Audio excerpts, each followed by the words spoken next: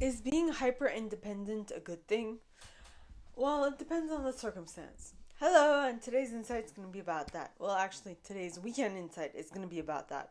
So, I'm picking up on a person who's hyper independent and who, like, relative to a person who isn't. Alright, so what I want to know is what is better, first and foremost.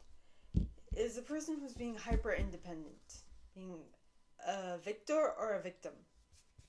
That's what I want to know. So, please, God, angels, and guides, anyone for the highest good who has a message for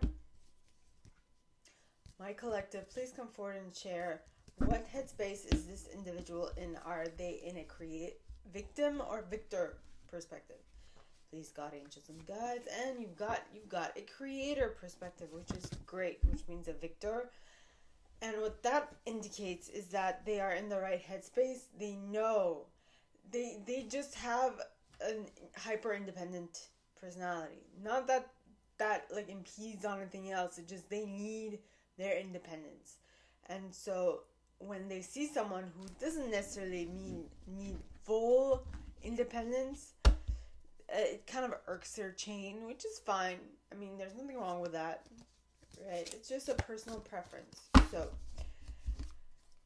now, what I want to know with the scripture card is how can a hyper independent and a independent but who can become dependent?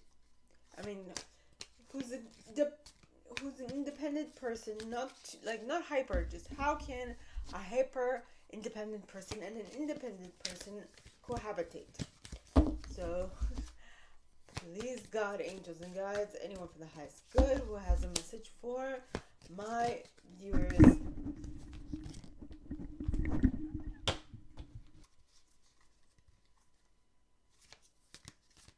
Please come forward and share. And we have one that flipped upside down, and it is John book 1 verse 17, and it says, for the law was given through Moses,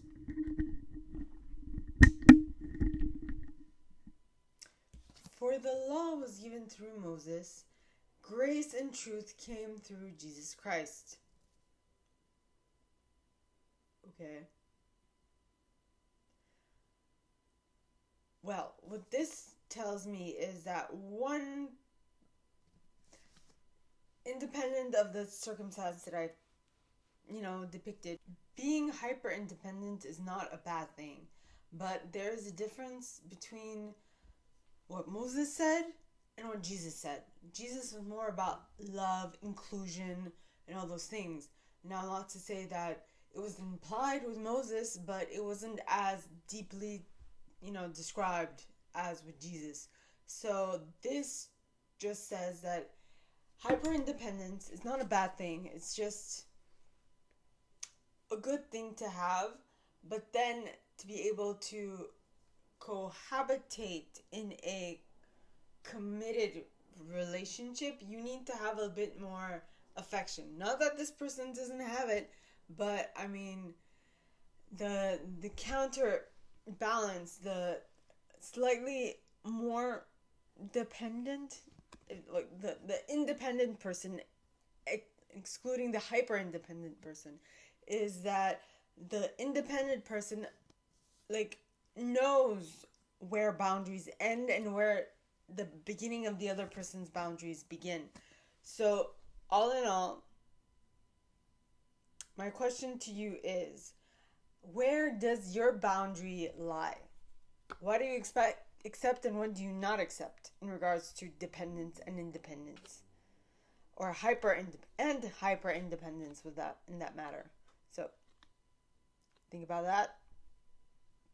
That's what I want you guys to ponder about. So ponder that.